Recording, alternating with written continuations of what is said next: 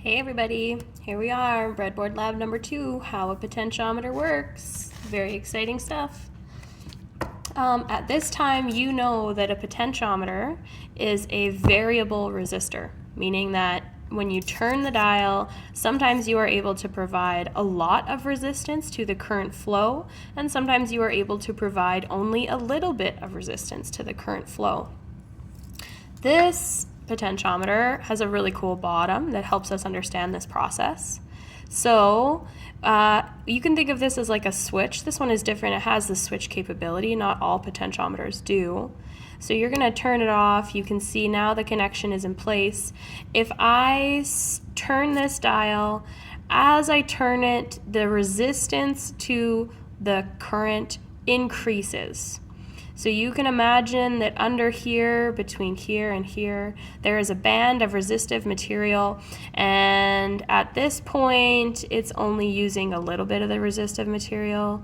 At this way, the current is going through half of the resistive material, and over here, it's full all the way.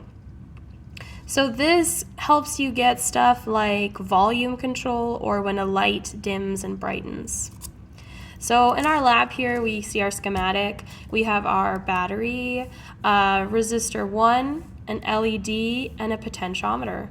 The schematic symbol for a resistor is this little but a potentiometer has this super cool symbol. We have the current. It shows the current is actually flowing in the middle, and this tells you that in this potentiometer, this variable resistor, where the current goes could be over here, could be all the way over here.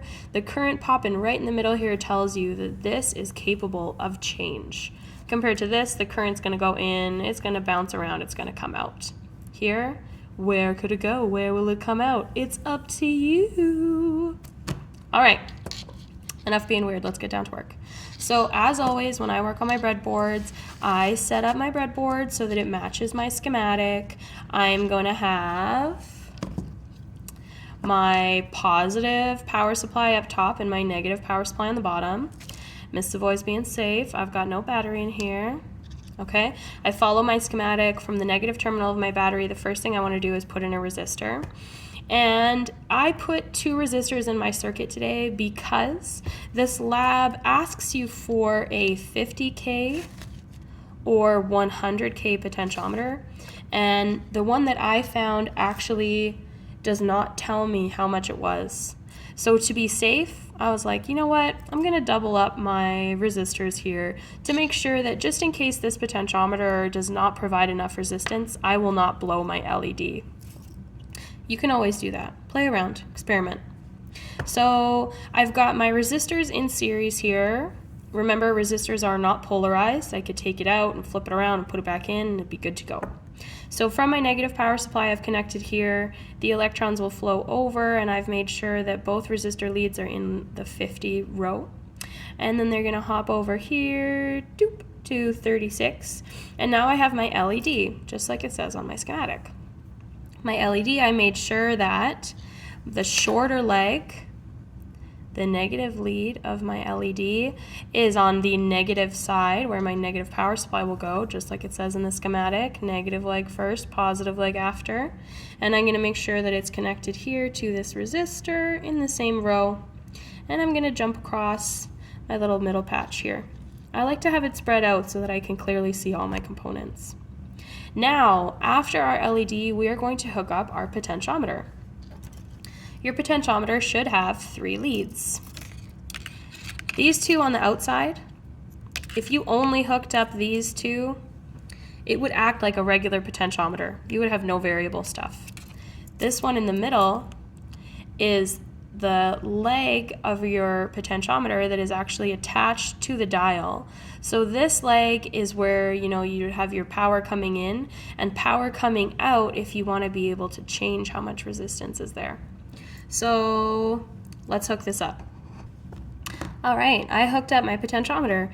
The leads on my potentiometer, these wires, are super long, but I don't want to cut them in case I need to use them in another circuit. You could always cut them. You could take the time. To save myself time today, I'm just going to kind of bend them so that I'm able to see my circuit more clearly, and that way you don't have to watch me try to use a wire trimmer because I still suck at that. So I'm gonna check my circuit before I plug my battery in. Just like it has here on my lab, I've got the negative terminal of my battery. Black is always negative. Now I have a resistor, like I told you, I used 2 just to be safe. Now I've got my LED and the polarity is correct, I checked. And now I've hooked up my potentiometer. So one lead from my potentiometer I hooked up in series with my LED, and the second lead is also in series here. These are the 2 wires that control how much resistance I apply to the circuit to change the LED.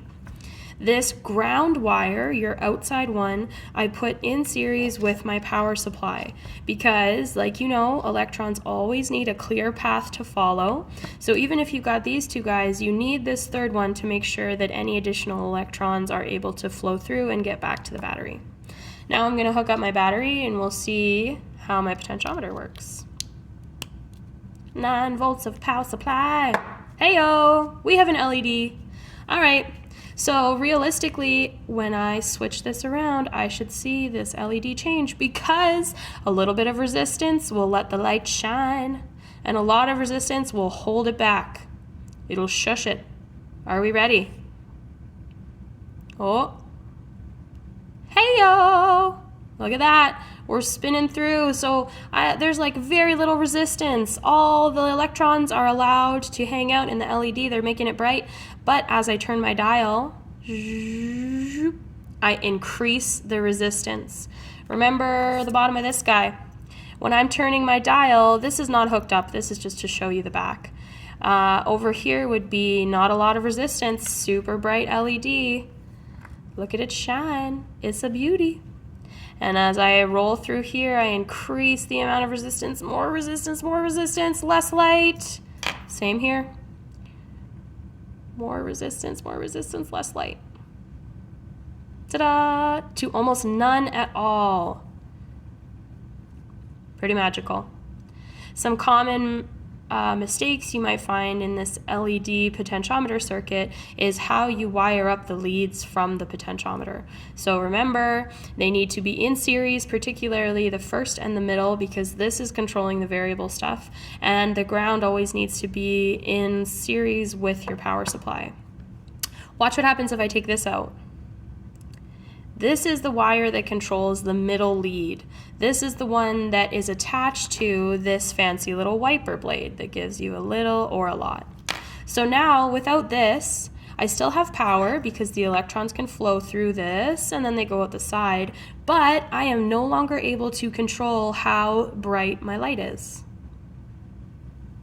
Oh, what? God's sakes alive. Why? Why is that working? No!